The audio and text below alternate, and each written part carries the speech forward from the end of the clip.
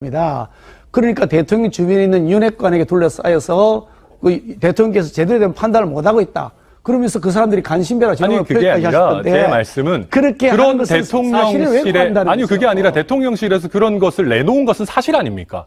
그럼 그 적절성을 여쭙고 있는 것인데 적절하다고 보십니까? 부적절하다고 보십니까? 그 내용 자체는 문제가 있는 것 아닙니까? 대통령 이름을 자꾸 팔아서 끌어들인다고 해서 아니 제 말은 하지 말라고 대통령실이 대통령의 그다음에 또 거기 가서 잘 죽었다고 거기 이렇게 방명록에 쓰겠습니까? 그러니까 지금도 그런 생각을 갖고 예의상 그런 지금도 그런 생각을 갖고 계시냐?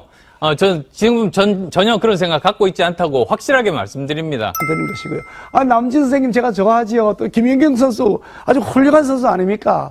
그 리더십을 제가 존경합니다. 그래서 만나서 반가운 얘기 나눴고 꽃다발을 선물로 받았고 그분들을 감사하다고 동의받아서 제가 질문하고 있습니다. 제가 질문하고 있습니다. 여쭤보겠습니다. 안철수 후보가 대통령의 적입니까? 아니죠. 아니죠? 네. 그럼 대통령실에서는 왜 안철수 후보를 대통령의 적이라고 하시는 겁니까? 대통령께서 어떤 생각을 가지고 있는지 제가 물어보지는 않았습니다만은 그 취지는 안철수 후보의 개인을 지지하는 것이 아니라 대통령과 이렇게 같이 하는 사람들에 대해서 지나친 공격을 한다 그러면 사실하고도 다른 것이기 때문에 그렇게 가면 안 된다는 여기까지만 듣겠습니다. 이번에 초선 의원들이 나경원 전 의원에 대해서 연판장을 돌렸죠. 그 연판장 돌린 초선 의원들의 행태 적절하다고 보십니까? 글쎄 그런 일이 다시 생겨서는 안 되겠죠. 그게 바람직한 일이라고 생각하지는 않습니다. 근데 그 결과 제가 잠깐 이제 주도권이니까요. 그 결과 나경원 전 원내대표가 사실상 출마도 못하는 그런 상황이 됐죠. 이제 다시 또 김기현 원내대표께서 김기현 후보께서 손을 잡고 이렇게 하셨는데. 그런 상황이 반복돼서는 안 된다라고 생각하신다면은 초선 의원들이 연판장 돌릴 때 왜 당의 원로로서 말 한마디 하지 않으셨습니까?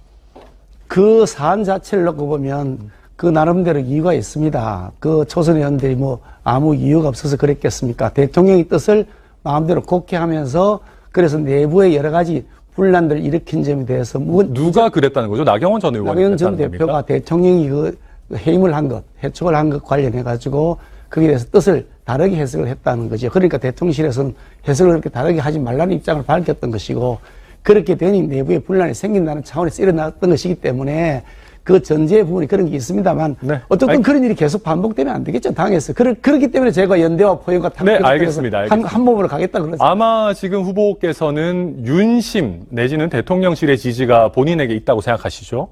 아마 그러실 거라고 생각합니다. 글쎄, 그거는 저는 그렇게 생각하지 않고, 저는 당심을. 근데 물론 저도 대통령께서도 인지상정상 본인이 원하는 당대표가 있으실 수 있다고 생각합니다. 그리고 특정 후보 어느 정도 간접적으로 이렇게 지원해주고 그럴 수도 있다고 생각합니다. 그런데 대통령실에서 특정 후보를 지원해주는 걸 넘어가지고 어떤 다른 후보, 안철수 후보한테 대통령의 적이다라고 전당대회 시즌에 얘기하는 것은 좀 과도하다고 생각하시지 않습니까?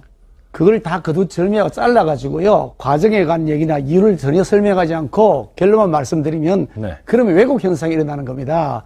그러니까 대통령 주변에 있는 윤핵관에게 둘러싸여서 대통령께서 제대로 된 판단을 못하고 있다. 그러면서 그 사람들이 간신배라 아니 그게 아니라 제 말씀은 그렇게 그런 대통령실에 그게 아니라 대통령실에서 그런 것을 내놓은 것은 사실 아닙니까?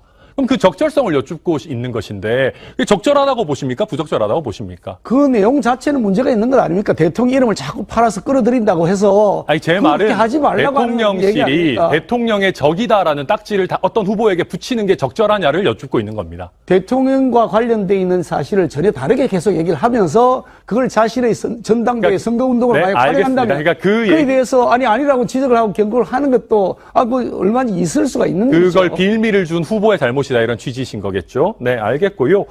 그러면 한번 봅시다. 지금 김기현 후보께서는 대통령께서 만약에 총선 막판에 한 10명 정도만 내가 원하는 사람 TK에 공천했으면 좋겠다라고 한다면은 직접 전화를 주신다면은 어떻게 하시겠습니까? 우리 천하람 후보께서는 대통령하고 얘기를 별로 나눠보신 적이 없으시죠? 아닙니다. 저도 얘기 나눠봤습니다. 많은 얘기를 나누셨습니까? 일단 답변을 좀 부탁드리겠습니다. 저와 대통령의 제가 말씀드린 얘기 이렇습니다. 대통령과 얘기를 충분히 나눠본 입장에서 보면 대통령께서 10명을 딱 정해서 어디에다 내라 이렇게 할 사람이 아니라는 말씀을 알겠습니다. 드리는 거기까지만 겁니다. 듣겠고요. 매우 합리적으로 판단하고 결정하시는 분입니다. 알겠습니다. 자꾸 그렇게 외국에서 하시면 안 된다는 거죠. 예, 제가 또 질문 드리겠습니다. 아마 울산시장 하시던 시절에 인터뷰를 자청하셔가지고 박근혜 대통령 조기 퇴진해야 된다라는 말씀하신 적이 있을 겁니다. 근데 박근혜 대통령이 안타까운 결말을 맞은 것이 유승민 전 의원이 증세 없는 복지는 허구다라고 얘기를 해서 반기를 들었기 때문입니까? 아니면 그때 당시에 진박감별사라고 하는 사람들이 대통령을 싸고 돌면서 대통령을 독점하려고 했기 때문입니까? 근본적인 원인은 어디 있다고 보십니까? 근본적인 논의는 우리 모두에게 있죠. 우리 내부에서 갈등이 생기고 그러면서 서로 마음이 일치되지 않고 서로 내부에 총질을 해대니 어느 국민들이 우리를 신뢰하겠느냐. 그러면 우리 그때 모두의 당시 문제죠. 대통령이 빨리 물러나야 된다라고 했던 본인의 발언은 내부 총질이 아닙니까? 그 당시 상황이 이렇습니다. 많은 국민들이 언론을 통해서 보도된 내용은 최순실 그 사태가 매우 심각하다 이렇게 그랬던 것이고 알겠습니다. 거기까지만 그래서 듣겠습니다. 그 때문에 제가 논쟁이 일단 되니까 추가로 마지막 차라리 질문 좀 자진 드리겠습니다. 사퇴하는 게 예. 좋지 않겠냐는 논의가 될 때였습니다. 제가 오늘 보니까 제가 김기현 대표께서 후보께서 연대를 주로 하시니까 하신다고 제가 말씀드렸더니 후보께서는 천하람 후보는 또 이준석계 이런 얘기 하셨습니다. 저는 우리 당에서 개혁을 이야기하고 우리의 내부적으로 혁신을 이야기하는 사람들에게 뭐만 하면 자꾸 유승민계, 이준석계라는 딱지를 많이 붙인다라고 생각합니다. 저는 유승민계, 이준석계라는 것이 결코 나쁜 것이 아니라 오히려 본인에게 붙어있는 딱지를 떼기 위해서 더 싸우지 못했던 것이 잘못이라고 생각합니다. 제가 봤을 때는 유승민 전 원내대표의 잘못은 증세 없는 복지는 허구다라고 제대로 된 얘기를 했던 것이 아니라 그 이후에 자신에게 붙었던 배신자 프레임에 대해서 더 적극적으로 돌파하지 못했던 것이라고 생각합니다. 저는 그 잘못을 반복할 생각이 전혀 없습니다.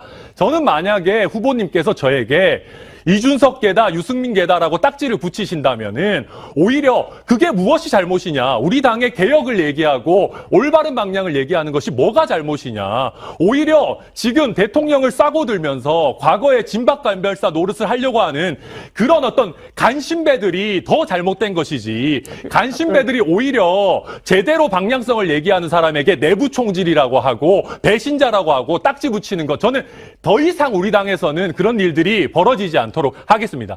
제가 질문을 조금 드릴 텐데요. 예. 답변 안 기회를 안 주시나요? 아유, 드리겠습니다. 지금 한번 보십시오. 그러면 단도직입적으로요. 유승민 전 원내대표의 당시 증세 없는 복지는 허구다라는 발언과 진박 감별사들의 행태, 무엇이 우리 당을 더 낭떠러지로 밀어넣었다라고 보십니까?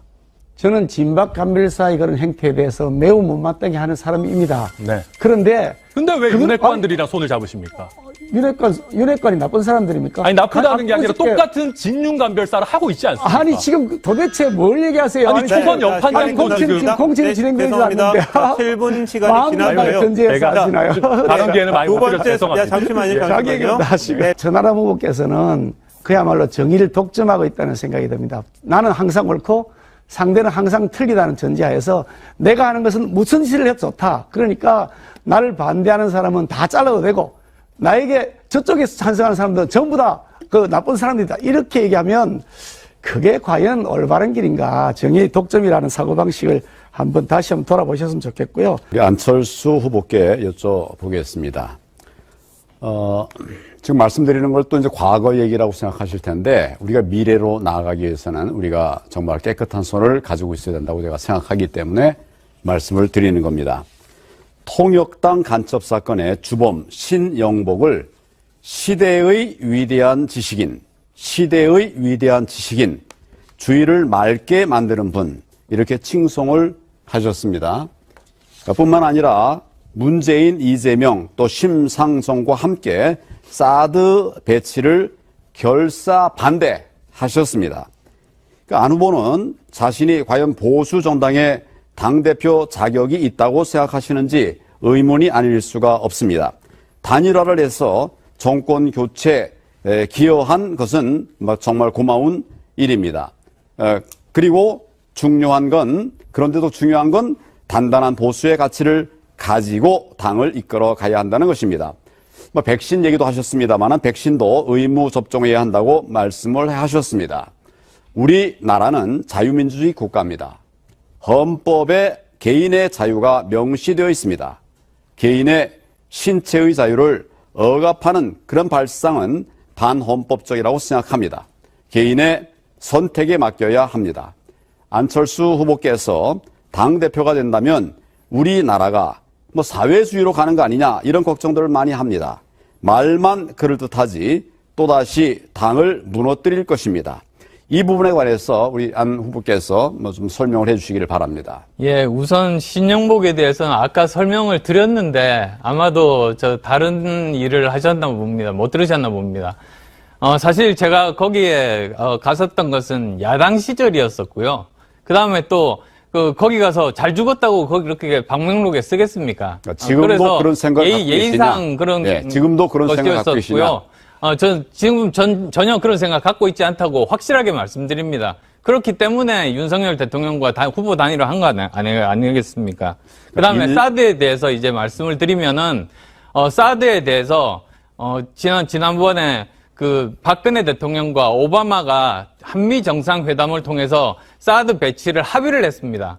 그 이후로부터 저는 사드 배치해야 된다고 강력하게 주장했고, 그 다음 해인 2017년에는 당론도 사드 배치로 바꿨습니다. 저는 그런 사람입니다. 그런 문제가 있었다고 하면 끝났나요? 안 들리네요. 아니면 하시면 됩니다. 들립니까?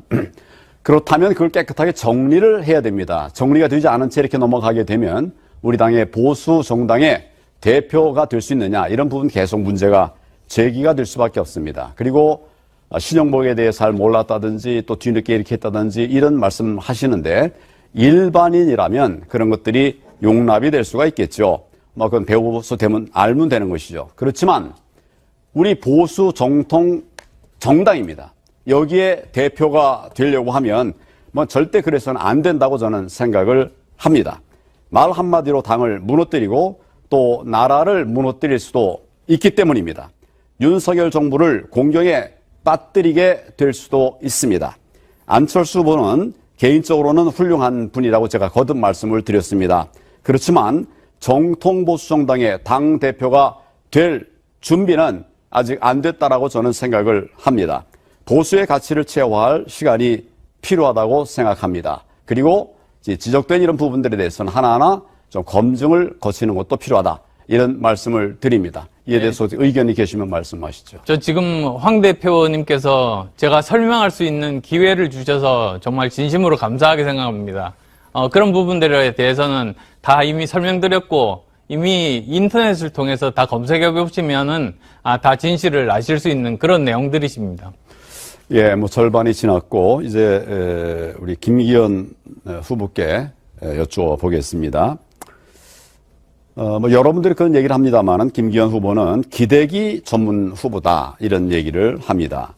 심지어는 남진 또 김연경 씨에게까지도 기댔습니다. 저도 남진 배우를 압니다만은 저는 그렇게 기대지를 않았습니다.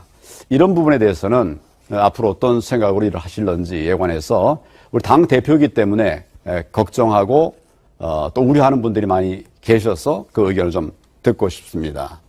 제가 설명을 좀 드리겠습니다. 김연경 선수의 경우에는 검색을 해보신 뉴스에 잘 나와 있습니다. 김기현이가 했던 말이 맞다. 그리고 나중에 그런 얘기를 했는데 처음에는 사실은 그렇게 보이지 그러니까 않았거든요. 보도가 잘못된 거죠. 그러니까 예. 나중에 본인이 명확하게 해명을 했습니다. 본인 입장을. 그래서 TV조선에도 뉴스에 나갔던데요. 남진 선생님도 본인 입장을 밝혀서 뉴스에 보도가 되었습니다. 그런데 막 공격을 할 때는 뉴스가 100개가 되다가 해명한 것은 뉴스가 하나밖에 안 됩니다. 그래서 왜곡되어 있는 분들이 많다는 말씀 드리는 것이고요. 남진 선생님 제가 좋아하지요. 또 김연경 선수 아주 훌륭한 선수 아닙니까? 그 리더십을 제가 존경합니다. 그래서 만나서 훌륭한 건 좋은데 반반 얘기 나눴고 그분들을 선물로 받았고 그분들을 감사하다고 동의받아서 제가 지금 질문하고 있습니다. 제가 질문하고 있어요. 그러는 게 뭐가 그분들을 본의에 충실하지 않게 그렇게 끌어들였다. 이런 것이 문제가 되는 거죠. 나중에 해명했냐 안 했냐 하는 것은 또 나중에 해명이 아니고 사전 동의를 받았다고 말씀드리잖아요. 그래서 사전 동의를 받았다고 본인도 그렇게 해명을 했습니다. 처음에 얘기할 때만 한 것하고 나중에 해명한 것이 아니요. 그 전에 다르다라고 제가 글을 올리기 전에 동의를 받았다니까요. 그런 사전 동의를요. 이제 그걸 나중에 하고 해명을 있는 했다니까요. 겁니다. 예, 그 점에 관해서는 참고하시길 바랍니다. 한 가지 좀 더 여쭤보겠습니다. 우리 김기현 후보는 싸울 줄 모른다 이런 지적들을 하고 있습니다. 본인은 뭐 잘 싸운다 이렇게 말씀을 하셨는데 자기 자신의 사건 울산시장 선거 정말 청와대가 총동원돼 가지고 우리 김기현 후보를 죽이고 상대방을 이제 당선되게 하기 위해서 그런 짓을 한 것이죠. 그런 걸 짓으로 얘기를 합니다. 그럴 때 이걸 과연 얼마나 좀 정말 제대로 싸웠는가? 다 국민들은 다 이 분노하고 있는데 이걸 잘 싸웠는가? 이런 걱정들을 많이 합니다. 이에 대해서 한번 의견을 말씀해 주시죠. 시간이 별로 없네요. 저는 문재인 정권하고 싸워서 문재인 정권을 무너뜨렸던 최일선이 있었고요. 저는 싸워서 이겼지만 우리 황교안 후보께서는 싸워서 못 7분이 이겼지 않습니까? 지났습니다. 공초로를 어떻게 했느냐? 자, 황 후보님, 묻는 유 후보님, 겁니다. 시간이 다 지났습니다. 존경하는 당원 여러분 그리고 국민 여러분, 집권 여당은 말로 정치하는 것이 아니라 일로 정치해야 됩니다. 민생 문제를 해결하고 개혁 과제들을 잘 수행해내야 됩니다. 그렇게 하려면 대통령과 당 대표는 긴밀한 소통을 하면서 쌍방 의견을 교환하고 그것이 신뢰를 바탕으로 해서 서로 협업을 해야 되는 것입니다. 그런 면에서 본다면 누구보다도 저 김기현이가 가장 적합한 인물이다라는 말씀을 드리고 싶습니다. 이 자리에 계신 세 분들 다 계십니다. 다 훌륭한 분들입니다. 그러나 각자 가지고 있는 개성들을 잘 발휘할 수 있도록 만드는 덕장, 그것은 역시 김기현이었다. 김기현이가 원내대표를 하면서 그 덕장의 모습을 보였고 그것이 대선 승리를 이끌어내는데 커다란 역할을 했다는 것이 당내 대부분의 평가입니다. 그 힘을 바탕으로 세 분하고 다 힘을 합쳐서 연대와 포용과 탕평을 통해서 원팀이 되어서 반드시 총선 압승을 이끌어 나가겠습니다. 감사합니다. 존경하는 국민 여러분, 사랑하는 당원 여러분, 저는 오늘 총선 승리 직후 곧바로 대표직을 내려놓겠다고 약속드렸습니다. 총선 압승으로 비로소 정권 교체가 완성되면 제 꿈은 이루어지는 겁니다. 제가 대한민국과 싸우는 좌파 세력과 결별하고 대한민국을 위해 싸우는 국민의힘에 들어온 것은 최고의 결단이었습니다. 이번 전당대회는 전당대회 승리만 생각하는 후보와 총선 승리만 생각하는 후보의 싸움입니다. 이번 전당대회는 민심을 두려워하는 그러한 후보와 민심을 두려워하지 않는 후보 간의 싸움입니다. 민심이 우리 국민의힘을 선택할 수 있도록 저 안철수 선택해 주십시오. 반드시 승리로 보답하겠습니다. 고맙습니다. 예, 당원 동지 여러분, 오늘 TV 토론 잘 보셨습니까? 이제 누구를 찍어야 될지 결정을 하셨겠죠? 대통령을 지킬 능력은 없고 대통령에게 기대기만 하는 그런 줏대 없는 후보를 찍어서는 안 되겠죠. 이 당 저 당 왔다 갔다 정체성 없는 후보를 찍으시겠습니까? 그런 후보로는 총선에서 이길 수 없습니다. 또 우리가 꿈꾸는 대로 나라를 바로 세울 수도 없습니다. 황교안은 변함없이 나라와 국민들을 생각하고 또 당을 지키기 위해서 헌신을 나름대로 해왔습니다. 요즘은 제가 이제 뚝심이라는 얘기를 하는데 뚝심으로 자유대한민국을 반드시 지켜내도록 하겠습니다. 통진당을 해산시킨 그 뚝심으로 대한민국을 지켜내고 당을 지켜내도록 하겠습니다. 감사합니다. 네, 존경하는 국민 여러분 안녕하십니까? 사실 사회생활을 하시다 보면은 정말 능력 있고 소신 있는 사람보다 줄 잘 서고 권력에 아첨하는 사람들이 더 잘 나가서 이게 과연 정의로운가? 이게 맞나? 라는 생각이 드실 때가 있을 겁니다. 저는 우리 국민의힘 집권 여당은 그 어떤 경우에도 줄 잘 서고 권력 근처에 있는 사람들이 능력 있고 소신 있는 사람보다 더 잘 되는 정당이 되어서는 안 된다고 생각합니다. 그리고 저는 우리 국민의힘이라는 정당이 권력자의 눈치만 보고 거기에 줄 서기에 바쁜 국회의원들이 모인 그런 무능력한 과거의 정당이 아니라 정말로 유권자를 생각하고 우리 국민들이 원하는 것은 무엇인지를 살피는 그런 정당이 됐으면 좋겠습니다. 저 천하람이부터 꼭 그런 미래로 나가는 정당 만들어가지고 여러분들께서 소중한 한 표 총선 때 꼭 주실 수 있도록 만들겠습니다.